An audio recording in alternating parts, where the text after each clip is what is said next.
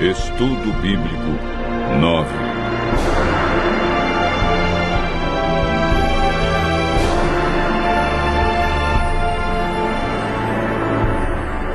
A verdade sobre a morte.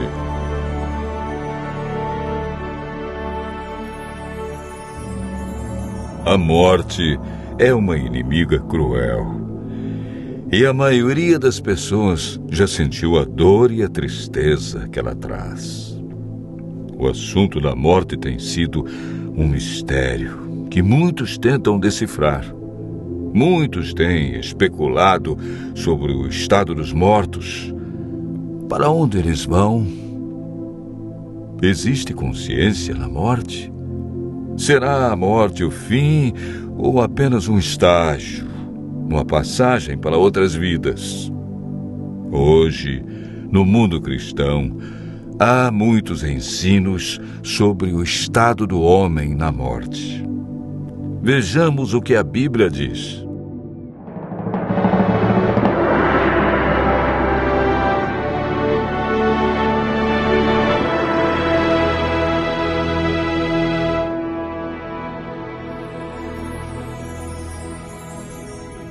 Antes de compreendermos o estado do homem na morte, precisamos entender a origem da vida. O homem é formado por dois ingredientes: pó da terra e fôlego de vida. A união desses dois elementos resulta em vida. Gênesis, capítulo 2, verso 7, declara: Então formou o Senhor Deus ao homem do pó da terra e lhe soprou nas narinas o fôlego de vida, e o homem passou a ser alma vivente. É importante notar que o homem, ao ser criado, não recebeu uma alma, mas se tornou alma vivente. Isto significa que quando falta um desses dois elementos, pó ou fôlego, a alma morre. Ezequiel afirma claramente em seu livro no capítulo 18, verso 4. A alma que pecar, essa morrerá. O ensino da imortalidade da alma não tem fundamento bíblico. Paulo afirma em 1 Timóteo, capítulo 6, versos 15 e 16, que a imortalidade é um atributo exclusivo de Deus. A Bíblia é clara em afirmar em Gênesis capítulo 3, verso 4, que a teoria de vida após a morte é um dos enganos do inimigo de Deus. Essa ideia foi propagada ao longo dos séculos através de influências pagãs e introduzida no cristianismo durante a Idade Média. A Igreja absorveu o conceito grego de corpo e espírito como entidades separadas, contradizendo assim o que Deus disse: certamente morrerás.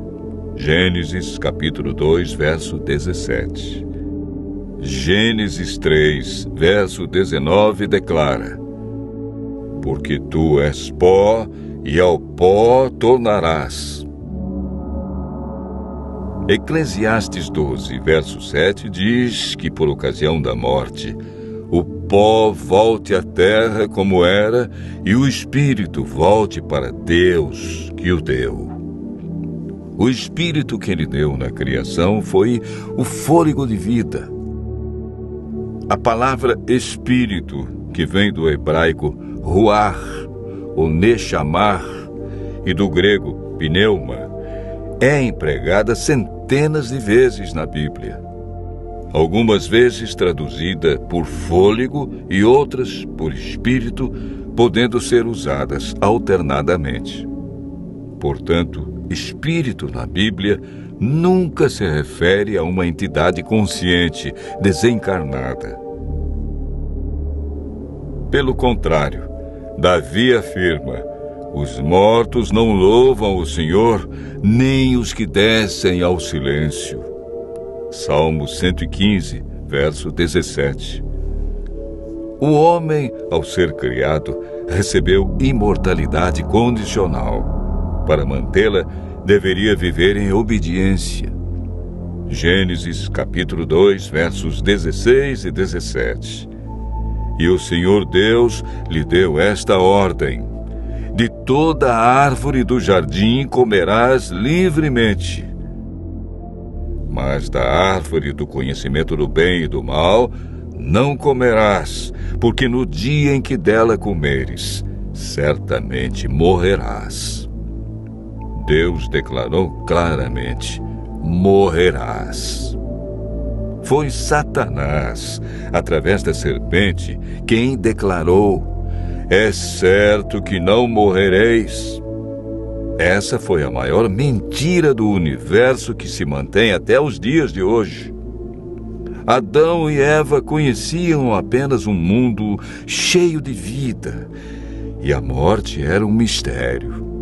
Eva desobedeceu a Deus, comeu do fruto proibido e o deu a Adão. Como resultado, o que Deus disse se cumpriu. A morte, a dor e o sofrimento passaram a existir. Após o pecado, herdamos uma natureza egoísta que não tem prazer em estar na presença de Deus. Lemos em Eclesiastes 9, versos 5 e 6. Os vivos sabem que hão de morrer, mas os mortos não sabem coisa nenhuma, nem tampouco terão eles recompensa, porque a sua memória jaz no esquecimento. Amor, ódio e inveja para eles já pereceram. Para sempre não têm eles parte em coisa alguma do que se faz debaixo do sol. A Bíblia diz que os mortos não sabem coisa alguma, portanto, não podem se comunicar com os seres vivos e nem os vivos com eles. A pessoa, quando morre, permanece na sepultura em um estado de inconsciência. Jesus considerou a morte como um sono. Antes de ressuscitar a Lázaro, afirmou: nosso amigo Lázaro adormeceu, mas vou despertá-lo. Jesus apresenta a solução para a morte em João, capítulo 5, versos 28 e 29. Não vos maravilheis disto, porque vem a hora em que todos os que se acham nos túmulos ouvirão a sua voz e sairão. Os que tiverem feito o bem para a ressurreição da vida, e os que tiverem praticado o mal para a ressurreição do juízo, que ocorrerá após os 1000 anos. O que receberão aqueles que participarem da primeira ressurreição, a ressurreição da vida? 1 Coríntios, capítulo 15, versos 51 a 53, declara: eis que vos digo um mistério. Nem todos dormiremos, mas transformados seremos todos, num momento, num abrir e fechar de olhos, ao ressoar a última trombeta. A trombeta soará, os mortos ressuscitarão incorruptíveis, e nós seremos transformados. Porque é necessário que este corpo corruptível se revista da incorruptibilidade, e que o corpo mortal se revista da imortalidade. Desde que o ser humano pecou, perdeu a imortalidade, mas por ocasião da segunda vinda de Cristo, os que o aceitarem como Salvador receberão a dádiva da imortalidade conquistada por Jesus na cruz. João afirma, e o testemunho é esse, que Deus nos deu a vida eterna, e esta vida está no seu Filho. Aquele que tem o Filho tem a vida. Aquele que não tem o Filho de Deus não tem a vida. Cristo promete que o vencedor de nenhum modo sofrerá o dano da segunda morte. Aqueles que aceitam a Cristo e a salvação que Ele traz experimentarão a alegria indescritível por ocasião de sua vinda. Desfrutando felicidade plena, passarão toda a eternidade em companheirismo com seu Senhor e Salvador. Continue ouvindo a voz de Deus e seguindo a sua palavra, e desfrute pela fé a esperança da imortalidade.